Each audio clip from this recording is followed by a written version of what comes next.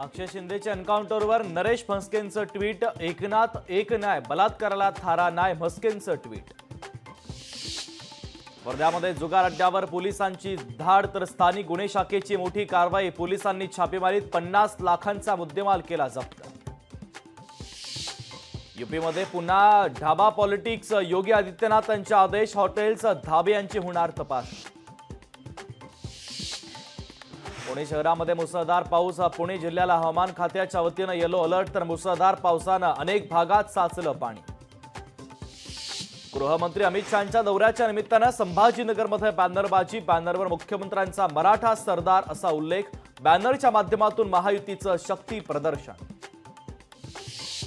मराठा आंदोलक मनोज जरांगे पाटलांच्या उपोषणाचा 8वा दिवस। डॉक्टरांच्या वतीनं जरांगे पाटलांना वैद्यकीय उपचार घेण्याची विनंती। जरांगे यांच्याकडनं मात्र उपचार घेण्यास नकार।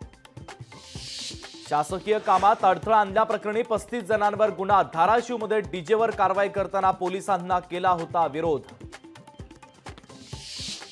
वर्धा जिल्ह्यात जोरदार पावसाची हजेरी। जिल्ह्यातील 8ही तालुक्यात दमदार पाऊस। पावसामुळे काढणीला आलेल्या सोयाबीनचं मोठं नुकसान।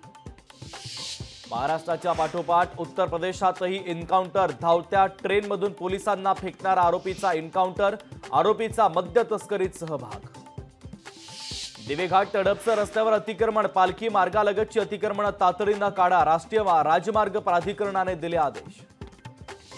गडचिरोलीतील आदिवासी गावांचा होणार कायापालट। प्रधानमंत्री जनजातीय उन्नत ग्राम अभियानाच्या अंतर्गत विकास।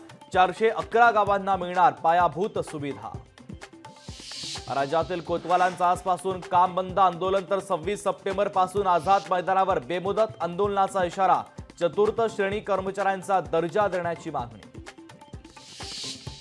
राज्यातील 14 आयटीआय केंद्रांचं नामांतर। कौशल्य विकास मंत्री मंगल प्रभात लोढांचा निर्णय। आयटीआयला नाव देताना सामाजिक आणि जातीय समीकरणांचा विचार।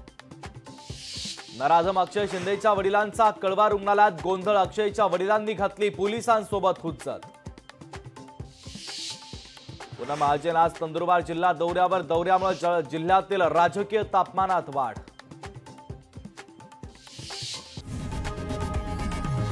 लोकशाही मराठी ऐका, पहा, जागरूक रहा।